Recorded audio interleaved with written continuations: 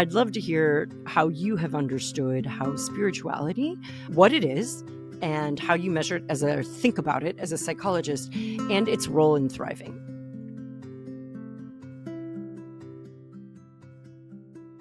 Religion, for many people of faith, is a way of mattering beyond yourself, to understand that your life is part of something greater and more meaningful than your individual lifespan. And it gave you a sense of purpose beyond the self, of mattering beyond the self, and of also being nurtured beyond the self. In my work with the then graduate student, Elizabeth Dowling, we began exploring the different instances of spirituality and did they lead to thriving? Because that's the variable we were interested in. And what we found, as you might remember, is that thriving always involves transcendence, thinking of your life beyond your own existence. And it can be expressed or instantiated in different ways. One is through religion. Another way is through devotion to causes that have transcendent value and are beyond yourself.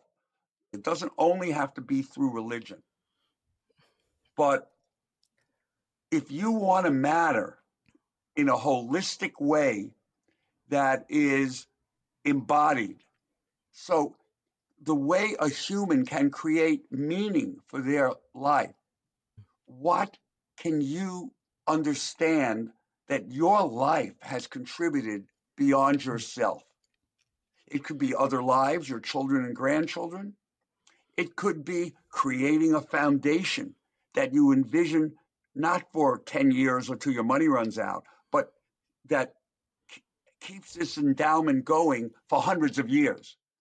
So spirituality is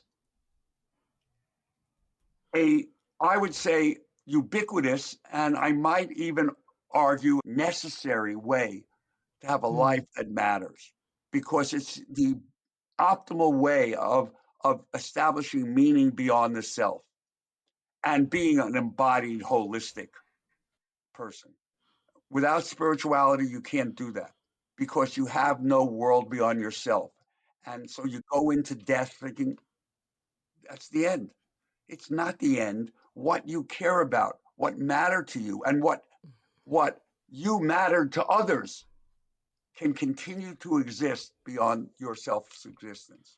I think that's really powerful. That whole sense of transcendence as being something beyond yourself, having an orientation to life that is bigger than you or beyond you, that spurs on how we live our embodied lives that are embedded in actual communities.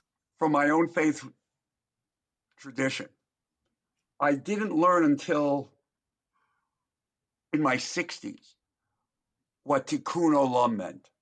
I grew up Jewish, bar mitzvah. I never heard the words until I was in I'm almost 79 now. And what it means is that God has mandated that the Jewish people heal the world. Now, what does that mean? It means it is a Sisyphus task. We will never heal the world. Our duty, so everybody thinks, oh, Jews say they're the chosen people. We were chosen to always fail because God mandated that we would always roll that rock up the hill and know it's going to fall back. But we had to keep doing it.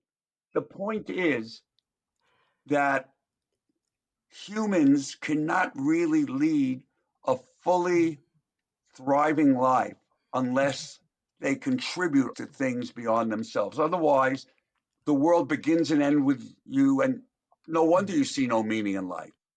You question, what's the meaning of being alive? The meaning of being alive is and only is being with and for others.